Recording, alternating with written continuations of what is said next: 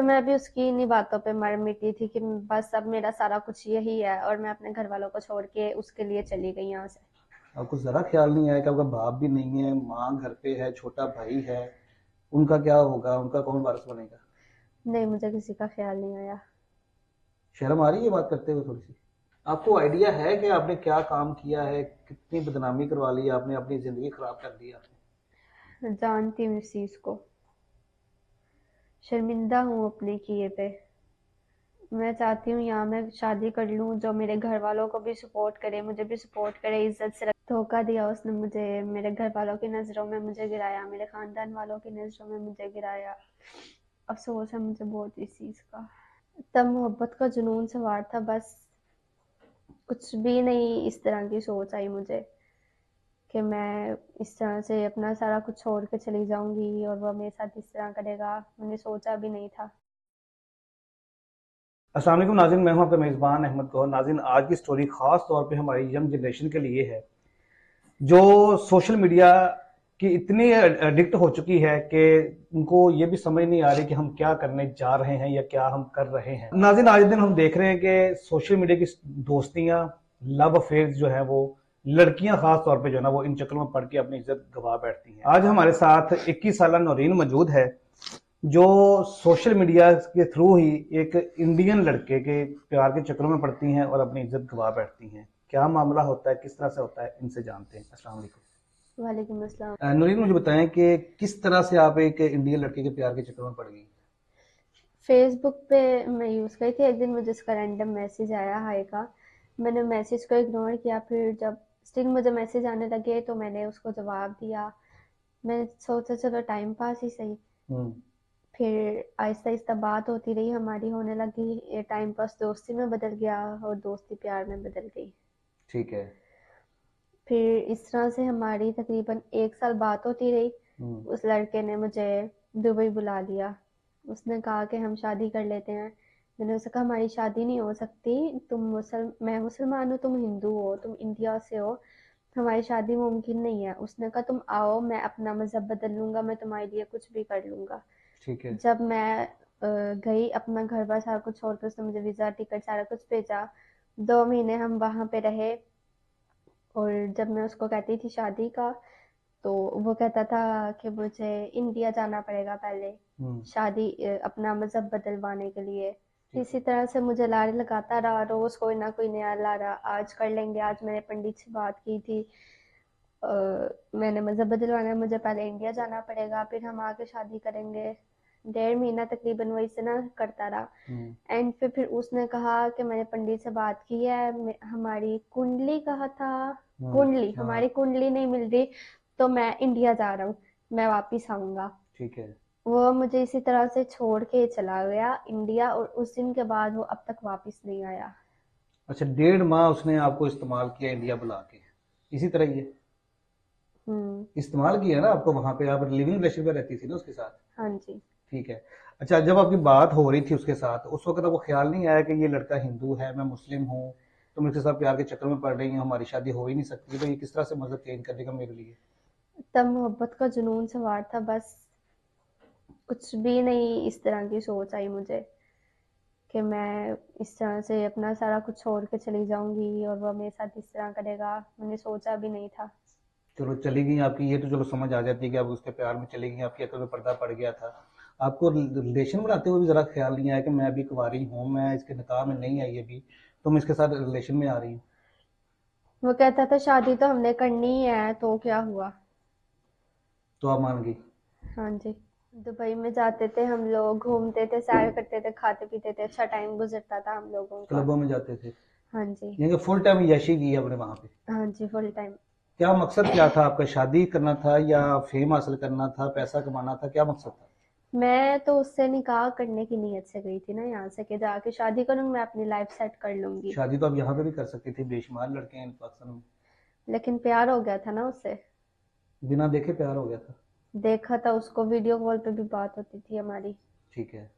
किस टाइप की बातें होती थी जब उसने बुलाना था आपको? किस क्या ऐसी बातें उसने की, किस तरह से आपको मोटिवेट किया कि आप दुबई चली गई उसको घर वालों को छोड़ के? मैं तुमसे प्यार करता हूँ, मैं तुम्हारे बिना रह नहीं सकता, आ जाओ हम शादी कर लेंगे। ये तो कॉमन डायलॉग है ना, जो तो जब भी कोई लड़का किसी लड़की के प्यार में पड़ता है या किसी लड़की को पटाना होता है उसने, तो यही बोलता है कि मैं तुम्हारे पे बगैर मर जाऊंगा, मैं तुम्हारे लिए सब कुछ छोड़ दूंगा, ये कर दूंगा वो। ये तो हर लड़का बोलता है। ऐसी क्या खास तस्वीर थी उसकी बातों में जो आप सारा कुछ छोड़ के चली गई? तो मैं भी उसकी इन्हीं बातों पे मर मिटी थी कि बस अब मेरा सारा कुछ यही है, और मैं अपने घर वालों को छोड़ के उसके लिए चली गई यहाँ से।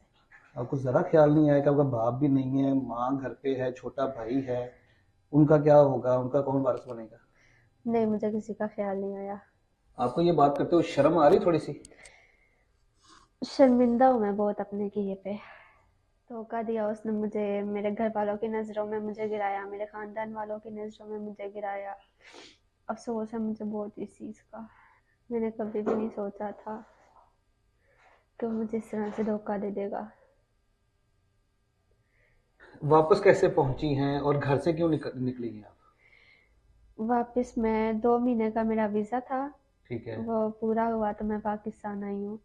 और जब मैं घर आई तो मेरी माँ मुझे देख के खुश हुई, उनको दुख भी हुआ बहुत ज़्यादा कि मैं उनके पास वापस आई हूँ, और मेरी गलती पे उनको दुख था बहुत ज़्यादा।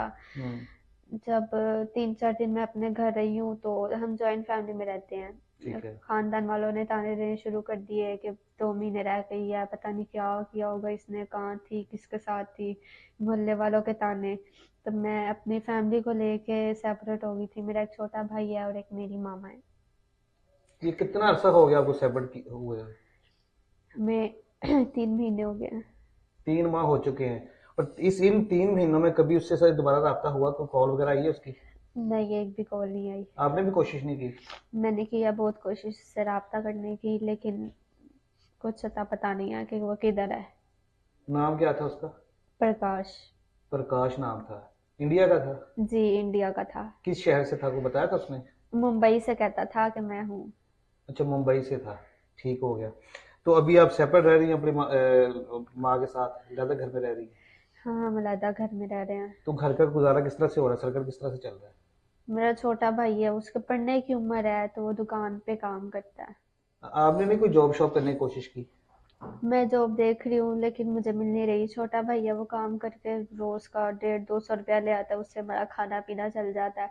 किराया हमसे नहीं दिया जा रहा घर का। किराया नहीं दिया जा रहा? तो जहाँ पहले आप रहती थी वो घर आपका जाती था? हाँ, वो हमारा खानदानी घर था। तो वहां से खुद निकली या किसी ने निकाल दिया वहां से आपको? वहां से खानदान वालों ने निकाला है कि कल को हमारे हमारे बच्चों को भी खराब करोगी, यहाँ से चले जाओ तुम लोग। और और ना फिर वो उसमें से हमें। आपको आइडिया है कि आपने क्या काम किया है, कितनी बदनामी करवा ली आपने, अपनी जिंदगी खराब कर दी आपने? जानती हूँ इस चीज को। शर्मिंदा हूँ अपने किए पे। आगे क्या सोचा है, अब आगे लाइफ में क्या होगा, क्या करना है? मैं चाहती हूँ यहाँ मैं शादी कर लूँ, जो मेरे घर वालों को भी सपोर्ट करे, मुझे भी सपोर्ट करे, इज्जत से रखे, मुझे 3 टाइम की रोटी दे, मेरा घर मैनेज करे, मेरी अम्मी को संभाले, भाई को पढ़ाए। कोई ऐसा इंसान हो जो मेरी मदद करे। आपको लगता है कि जो आपने किया है इसके बावजूद भी कोई आपको मिल जाएगा जो आपको इज्जत के साथ ले जाएगा? अल्लाह पे उम्मीद करती हूँ। इंसानों से तो कोई उम्मीद नहीं है, प्यार मोहब्बत कुछ भी नहीं होता।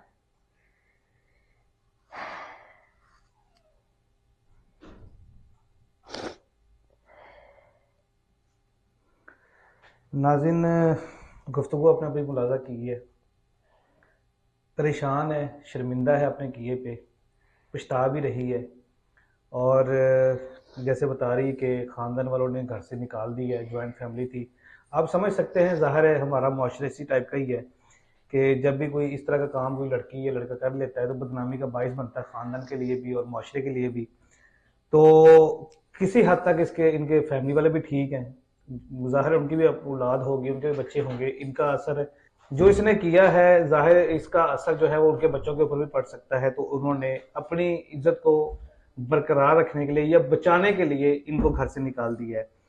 अभी बेचारे परेशान है, जॉब भी नहीं है, बूढ़ी माँ है, एक छोटा भाई है जो किसी दुकान के ऊपर सेल्समैन या काम करता है या हेल्पर के तौर पे वहां से 150-200 रुपये कमाता है, जो डेली का इनका खाना शाना हो जाता है। और अभी इनका घर का जो रेंट शेंट है और जो बिजली के बिल वगैरह है वो उस तरह से मैनेज नहीं हो रहे हैं। अब सबसे गुजारिश है कि बच्ची है बेचारी, गलती हो गई है, इससे पछता भी रही है, लेकिन हमने इनको तनहा नहीं छोड़ना है। इसको हर हाल में हमने हेल्प करनी है, मदद करनी है किसी भी तरीके से, ताकि ये फिर किसी और गलत हाथों में ना चली जाए और अपनी ज़िंदगी जो है वो मज़ीद बर्बाद ना कर दे। इनका नंबर आपकी स्क्रीन पे आ रहा है, आप इनसे राब्ता कर सकते हैं। इजाज़त दीजिए, अल्लाह के बाद।